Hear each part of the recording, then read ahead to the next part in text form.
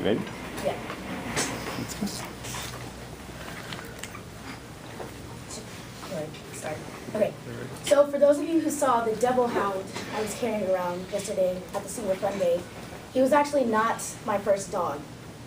My first dog's name was Milo.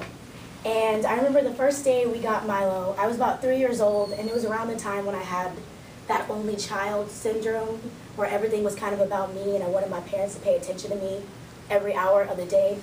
So they basically took me someplace where they would buy me a friend.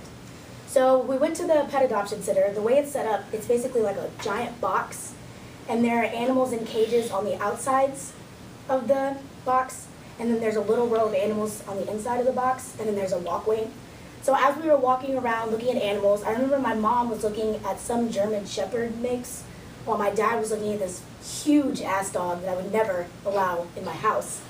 I remember walking past a litter of black puppies, and I saw one puppy in the corner. Oh, okay. I saw one puppy in the corner who was nudging a ball and then running after it, and then nudging the ball again and then running after it. And I told my mom, "Mom, I want this one." So we flagged down a worker, and he came and picked up the dog and took us to a little playroom. And he explained that the dog's name was Milo and that he was a black lab mix. And then he gave us a toy to play with Milo, and then he just closed the door and walked out. The minute he closed that door, Milo jumped up and started running in circles. And like any natural 3-year-old, I did the same thing. But my legs were really short and the room was kind of small, so I got tired really fast. And after about like 4 or 5 seconds, I accepted defeat and I sat down. And Milo, instead of trying to get me to play with him again, he jumped into my lap and fell asleep. And it was at that moment that I knew that he was the one. He was the perfect blend of docile and playful, and I knew that he probably would never irritate me.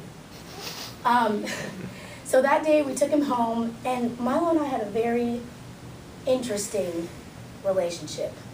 I was a psychotic child, and he was okay with that. And we would play these games. For instance, I had this huge red stuffed Elmo, and Milo would grab my Elmo by the arm and then run past me, so he knew that I saw that he had my favorite toy. And I would jump on Elmo's legs, and then he would carry me around the house on Elmo while I was kicking and screaming and laughing behind him. And then sometimes we would play tug of war with Elmo, and like he would grab one arm and I would grab the other, and then he would pull really hard and let go, so that I would be flying across the room. And sometimes he bit me and I bit him, you know, kid stuff. Over the years, Milo started to get really weak. I had a habit of feeding him my table scraps because my mom always made vegetables, and she knows I don't eat them.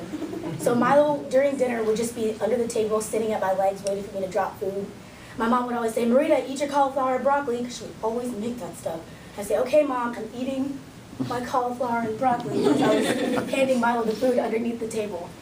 But as I continued to feed Milo table scraps, because he was just so cute, and I didn't want to not give him food, he began to gain a lot of weight. And because he was gaining so much weight, his legs couldn't support his weight. So he developed hip and back problems, and he had trouble sitting down and standing up. And on top of that, my family and I used to travel like a lot. We would always go places. And Milo developed separation anxiety, and he thought that every time we left that we weren't coming back. So every time we left, we would always assign somebody to watch the house, but he would be pacing, and then he would start vomiting and peeing and pooping all over the house. And I remember one really, really hot summer day, really hot. It was about 103 or 104 degrees outside. I let Milo outside to go use the bathroom.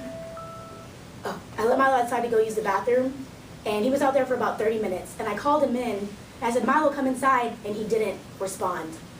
And after about an hour, because I went to go watch TV and I lost track of time, I realized that he could not get up.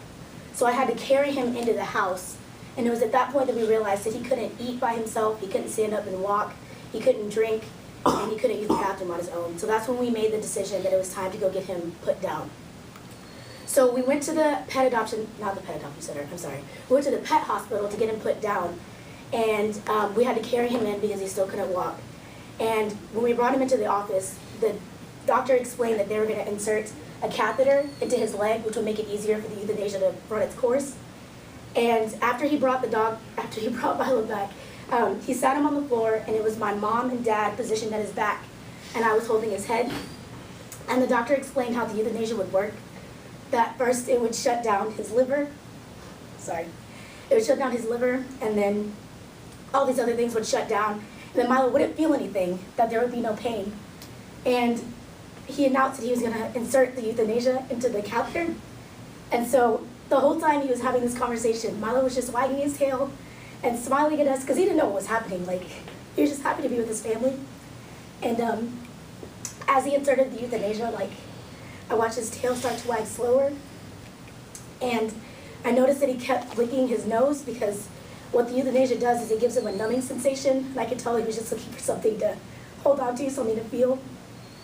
And I was monitoring the rising and falling of his chest to like watch his breathing. And right before he took his last breath, he looked up at me and we made eye contact. And he gave me that look like, it's been good, it's been real. We've had a good time together. And after that, I watched his eyes glass over. And at that point, I lost it. Like, I was hugging his lifeless body. It's like my tears were falling into his fur. Is that my time? As my tears were falling into his fur. And I realized that, like, my brother and my best friend was in a better place. And it just made me happy to know that the 3 people who brought him home from the adoption center brought him home back to heaven. That's it.